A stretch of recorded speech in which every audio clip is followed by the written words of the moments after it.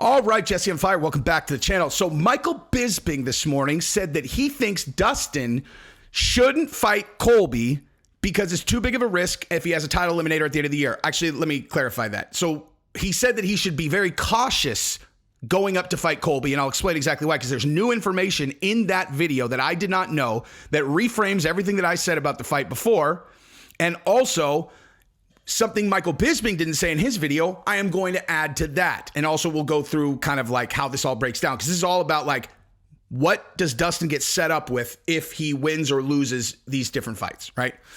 Now, if you like the content, subscribe and ring the bell. I am always doing videos, but you want to know when they drop so that you can be one of the first 2,000 people to watch, because the next video I do, the first 2,000 people that watch it, I'm buying all of you guys a Louis Vuitton backpack.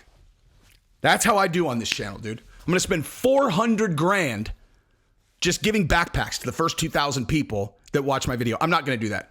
I'm not going to do it. That was a joke. And I should have done it in Unique's voice, because if Michael Bisping watches this video, he thinks the voice is very, very funny. Unique was on heroin the other night, son. Legit. Like, actually, I don't want to make accusations against my boy Unique, but that guy was so fucked up. I've never seen a dude that, like, well, that's not true. But I've never seen somebody live streaming like that. Like, he was like, and I was like, bro, Unique, do you need help? I said that in the comments. I'm like, Unique, you look like a seal that lost its way, is on a beach, and does not know where the ocean is. Do you need Jesse on Fire to bring you back to the ocean, little guy?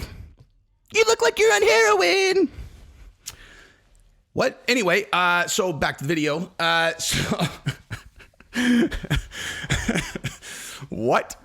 I didn't know where that joke was going. A seal that's lost from the ocean. Well played. Okay, so here's the deal. So the information that Bisping laid out that I did not know was that the two choices that Dustin had were fight Colby right now or wait till the end of the year and get a title shot. Oh, I'm sorry, a title eliminator fight. So I didn't know that. I don't know how the hell I missed that, because I did a video about it where I was like, give me that fight, son. Give me that fight. Now, I didn't realize that the fight he was alluding to at the end of the year was a title eliminator. That changes things, of course, right? And so you got to consider a few things. A is, who would that title eliminator be against, right? Are you sure that it's going to be a title eliminator? Are there any kind of monkey wrenches that can get thrown in where maybe not necessarily a title eliminator and then you end up not fighting, waiting for something that's not going to end up being there? But here's the thing that you also need to consider, right? What does Dustin want to do? You know what I'm saying? Like, what does he want to do? Because if, let's say, he goes up and beats Colby and he loses, Bisping is 100% correct. That was the point of his video, was it's a cautionary tale. It's like, dude, you go up and you fight Colby and you lose. You're not in a title eliminator at the end of the year. And he's right, of course. But the thing I didn't hear him say is, well, what are Dustin's plans at 170? You know, like, is it just straight up like, yeah, I guess I'll take this fight because they're putting it in front of me and I'll just do it? Or would Dustin Poirier potentially want to take a run at 70? Because here's my point that I'm going to make. I think that Colby Covington fight would be a title eliminator at 70, right? If he fights Colby Covington, the number one contender, and he beats him, I mean, you're telling me that, like, who's a bigger star? I mean, I know there's like this kind of nebulous thing. Conor's coming back for the 170 belt. Guess what, dude? Let me just lay this little tidbit out for you. Let's say Conor doesn't get to come back until mid-2023. Totally possible. Let's say that Dustin fights Colby in July, which is right around the corner. Leon and Kamaru is not booked, or actually, you know what? Don't even worry about that.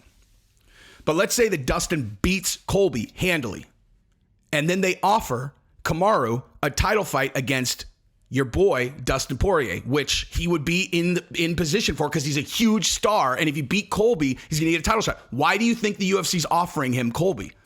Okay, that's why. Because Colby versus Kamaru 3, big fight. Dustin versus Kamaru, bigger fight. Bigger fight. And then let me play this out for you just one step further. Ready for this, you guys? One step further, okay? If Dustin beats Colby, and he gets a shot at Kamaru, and by some miracle, he beats Kamaru, guess who Conor's fighting for the 170-pound belt? I'm sorry, blood feud, son. Fucking blood feud. Now, Jesse, why should I subscribe to your channel? 'Cause of shit like that, son. Boo! If I could drop this mic, I would, but instead I'll just Yeah, you guys didn't think about that, did you? If he beats Colby, that is a title eliminator. Who else is in line at 70 that they're going to give it to instead? You know? Like, you know, Hamzat's not there yet. Hamzat's not there yet. And so, Dustin, Colby. Dustin, Kamaru. Dustin, Conor. Biggest fight in UFC history except for the whatever. Whatever his name is, that guy Khabib, you know? So, yeah. So it's basically like, do you want to take the automatic title eliminator at 55? Or do you want to talk to the UFC and get a guarantee that if you beat Colby, you get a title shot? Because you could be in a title eliminator right now in July, much faster.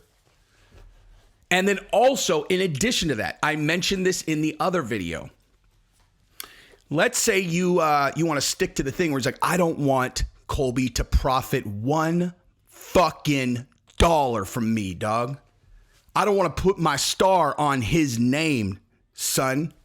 Well, you know how you can actually influence his comp because apparently he doesn't get back end on the pay-per-views, is you can make sure he doesn't get his win bonus. The best way for you to make sure that Colby makes as little money as possible is for you to go in the octagon and whip that motherfucking ass. And then afterwards, you take your win bonus, you buy a $90,000 Rolex identical to the one that Masvidal broke when he punched Colby in the face, and you put Colby's battered face on the face of the watch, and then every single time you're like, your wife's like, hey babe, how much time till we have to leave? You're all, oop, I'm reminded.